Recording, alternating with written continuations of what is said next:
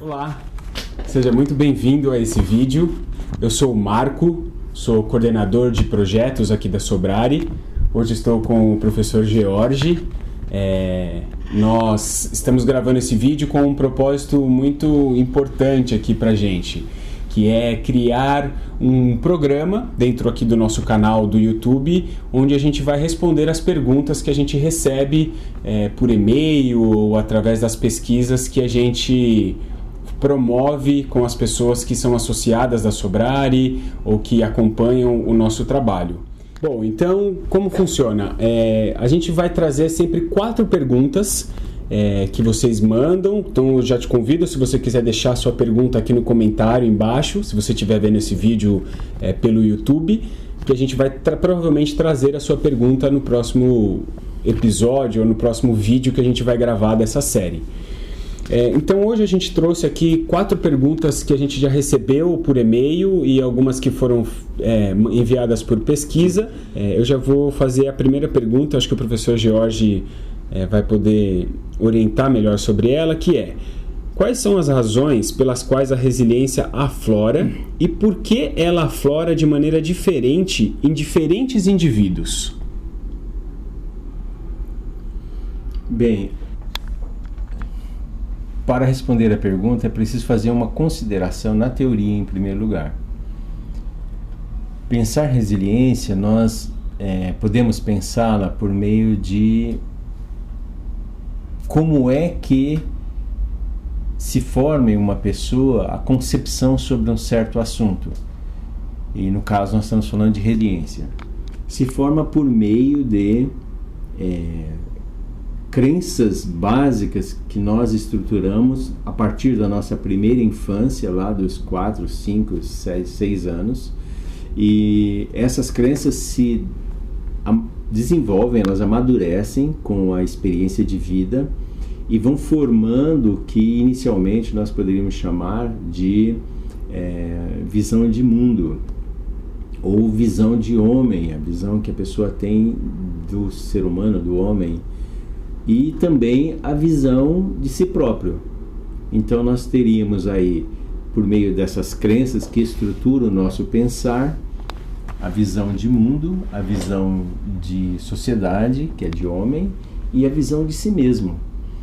Dentro dessas estruturas cognitivas que são formadas ao longo da experiência de vida, vai também brotando as crenças relacionadas à sobrevivência.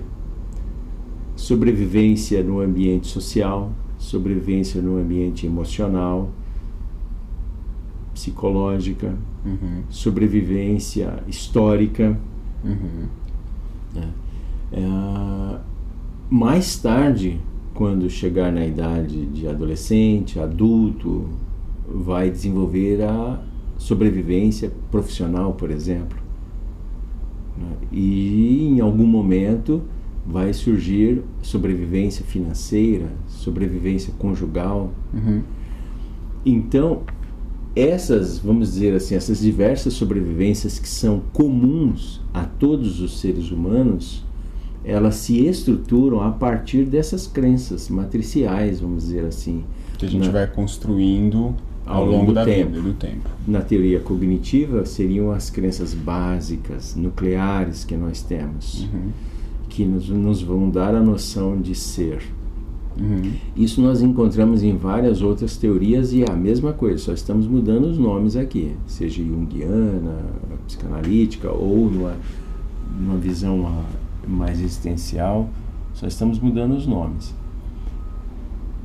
Essas crenças básicas vão dar então as primeiras ideias de empatia, autoconfiança, vão dar as primeiras noções de otimismo diante de um evento da vida, vão fazer brotar ali também, germinar ali a noção de sentido de vida. Então, em cada um de nós, isso é diferente. Em mim é de um jeito, em você foi diferente, em quem está nos ouvindo é também diferente, porque uma pessoa está morando no Rio Grande do Sul, outra no Piauí, Rio. Tem diferentes percepções da realidade, então as crenças vão se desenvolvendo, embora na mesma área, de formas diferentes.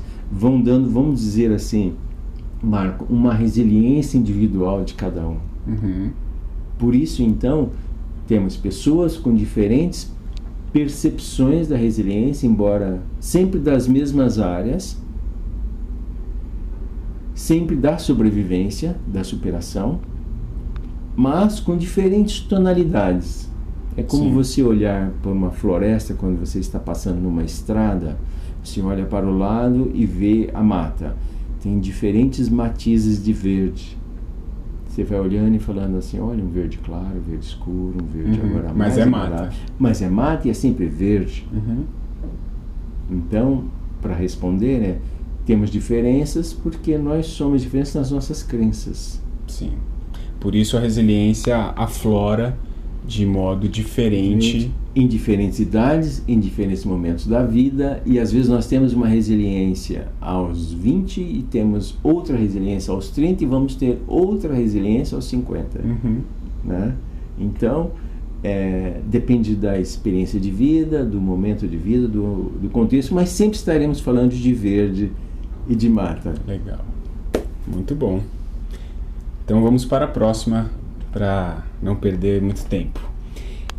A pessoa ela manda uma pergunta pedindo sugestões de forma de aplicar o instrumento para um público que não domina a tecnologia e não conseguirá responder sozinho. Então acho que eu posso dar uma ideia um pouco melhor, responder essa pergunta, né? O que quer dizer essa pergunta? Hoje a gente fornece, né, dá subsídio para pesquisas acadêmicas que são focadas no estudo da resiliência por meio do Quest Resiliência, que é um questionário que mensura essas crenças que constroem a resiliência ao longo da vida. Então, o pesquisador acadêmico ele tem a possibilidade de solicitar para a gente o questionário. Esse questionário hoje ele é online, então a aplicação dele só é possível no formato online, a gente não tem mais o formato impresso. E depois que o pesquisador faz o trabalho dele de aplicação, de colocar as pessoas para responder, ele recebe todas as informações de relatório, de tabelas, para ele poder fazer análise estatística quantitativa ou qualitativa e poder desenvolver o projeto acadêmico. E aí a pergunta que ela traz é de que forma que as pessoas, uma população, por exemplo, que tem dificuldade com a internet, com o computador, que ela quer estudar essa população, por exemplo, ribeirinhos, né, ou pescadores, uma população que é mais carente de tecnologia, como que pode ser feito a aplicação do questionário?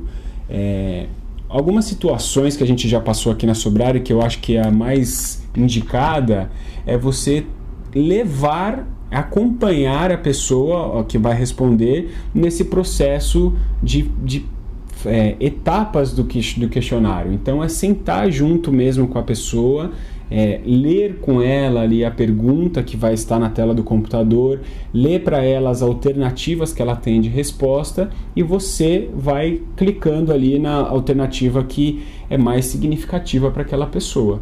É um processo que acaba sendo um pouco mais longo, o pesquisador precisa de ter um pouco mais de paciência para coletar os seus dados, mas acredito que seja uma forma simples e eficaz de conseguir aplicar o questionário. Acaba limitando um pouco, se for pensar no ponto de vista de quantidade de pessoas, né? Se a pessoa deslumbra aplicar o questionário numa quantidade muito grande, por exemplo, de 100, 150 pessoas, ela tem que levar em consideração no projeto dela, no cronograma dela, de que ela vai ter que ir devagarinho, sentando um a um, respondendo e coletando as informações que ela tem para o trabalho, para o projeto dele. Acredito que é essa a maneira, né, que os pesquisadores têm feito. Há vários, sempre são orientados a fazer isso. Quem trabalha com população nos grandes centros, aqui em São Paulo, Rio ou outro lugar que não tem acesso à tecnologia, ou uma situação como você mencionou de ribeirinhos, pescadores, às vezes pessoas que estão em regiões no campo que não têm acesso fácil à tecnologia, a uma internet, o caminho sempre é esse. Agora, da minha parte, eu tenho uma observação que eu sempre faço, que é, ao manusear a máquina, o pesquisador tem que ter uma percepção de que ele não pode influenciar. Sim. Então, ao pegar a máquina... Na sua entonação, no seu... Perfeito. Esse é o cuidado que o pesquisador tem que ter. E se ele levar um tablet, ou levar o celular, ou um note junto, e ele vai lá, assenta-se ao lado da pessoa e ele vai ler... Às vezes a pessoa nem sabe ler. Nós temos situações assim já aqui de pesquisas assim. Uhum. O nível cultural da pessoa ainda não consegue ter a compreensão das perguntas, porque as perguntas são perguntas complicadas, uhum. né? Então o pesquisador tem que ler a pergunta que está ali na máquina e ele vai torná-la pela voz, pelo olhar, simples para o respondente. O que não pode acontecer, eu acredito que vicia os resultados do pesquisador, é ele dar uma ampla explicação sobre a pergunta. Uhum.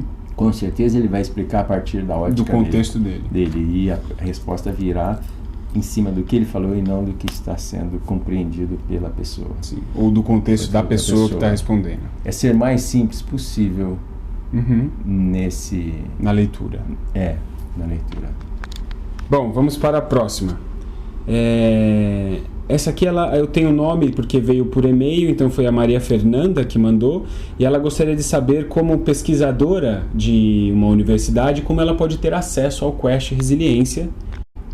É uma maneira muito simples, basta ela mandar um e-mail aqui para a Sobrari, ou você entra no site e manda um contato, ou você manda direto para o seu e-mail. O nosso e-mail é faleconosco@sobrari.com.br. Eu vou deixar aqui no vídeo para vocês verem, e você coloca ali qual que é a sua solicitação. Você está desenvolvendo um trabalho acadêmico, você pretende estudar uma população X, e você gostaria de ter acesso ao Quest Resiliência.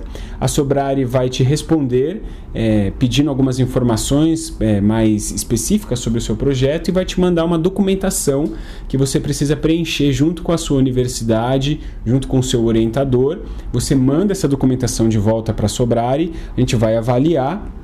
Se tiver tudo direitinho, nós já criamos uma área de pesquisador dentro do site da Sobrari, que é uma área interna ali do site, e ali a gente vai disponibilizar os códigos que você precisa para fazer a sua pesquisa. Então é bem simples.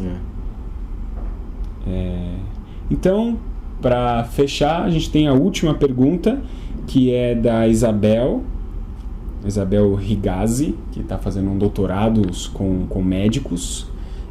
Ela mandou o seguinte, é bem interessante a pergunta dela. A minha população total de estudo são 140 pessoas. Não sabemos ainda quantos realmente irão aceitar responder o Quest. Quero aplicar o questionário no início e no final do meu estudo. Como devo proceder?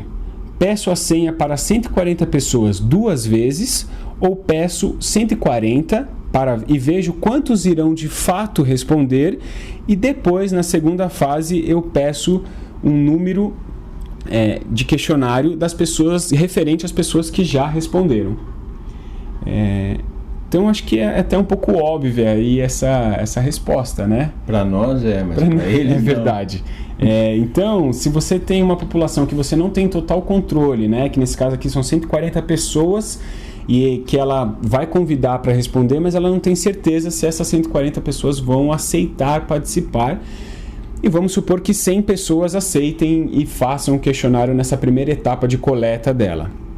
Então, depois que ela tabular os resultados, fazer um trabalho talvez de intervenção, levar o seu projeto adiante e chegar a um estágio onde ela precisa aplicar o questionário novamente para medir os mesmos índices e ver qual foi a diferença que ela teve, ela vai pedir para Sobrare o número de questionário de pessoas que responderam, porque não adianta ela pedir novamente 140 se não teve 140 que respondeu no primeiro momento. Sim. O detalhe aí da minha parte seria contemplar já essa situação no próprio projeto de pesquisa.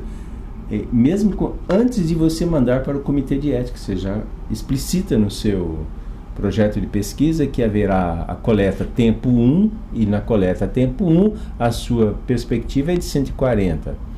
E no tempo 2 o número de acessos será, com todos os instrumentos que você for usar, o Quest, Resiliência e outros instrumentos que estarão sendo usados, será daqueles que efetivamente responderam ao tempo 1. Sendo que é muito provável que peça, vamos supor, 100 acessos do Quest e das outras ferramentas que está usando, e ainda assim não serão 100 que vão responder. Sim. Só serão 95, porque tem 5 de desistência. Uhum.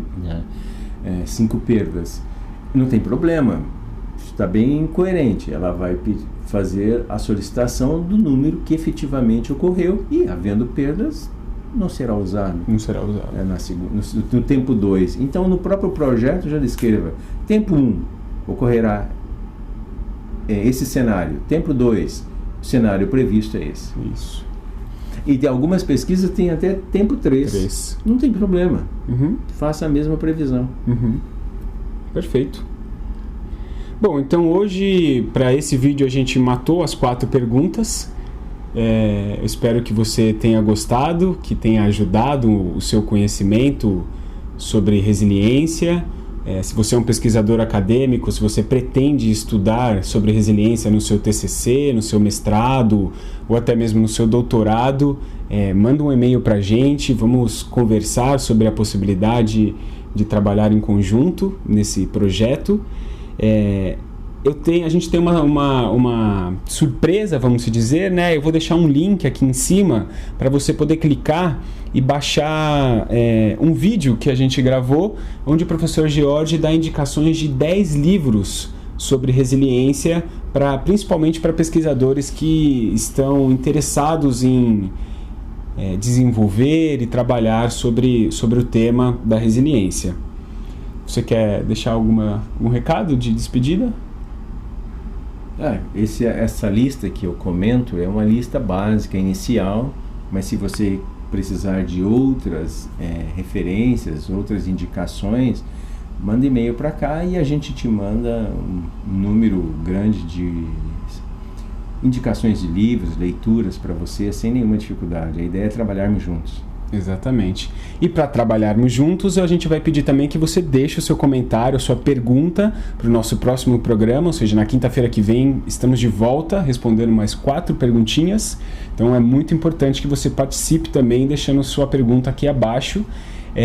Aqui no canto, eu não sei se é nesse canto aqui ou nesse canto, tem um botão azul que você pode clicar, principalmente se você estiver assistindo no YouTube, para você assinar o nosso canal. Então sempre que a gente tiver um programa novo, um vídeo novo, um conteúdo novo, você vai receber em primeira mão. E se você gostou, se essas perguntas contribuíram para o seu crescimento, para o seu entendimento sobre resiliência, dá um joinha aí também, que ajuda a divulgar o nosso vídeo. E acredito que é isso. Até a próxima. Obrigado.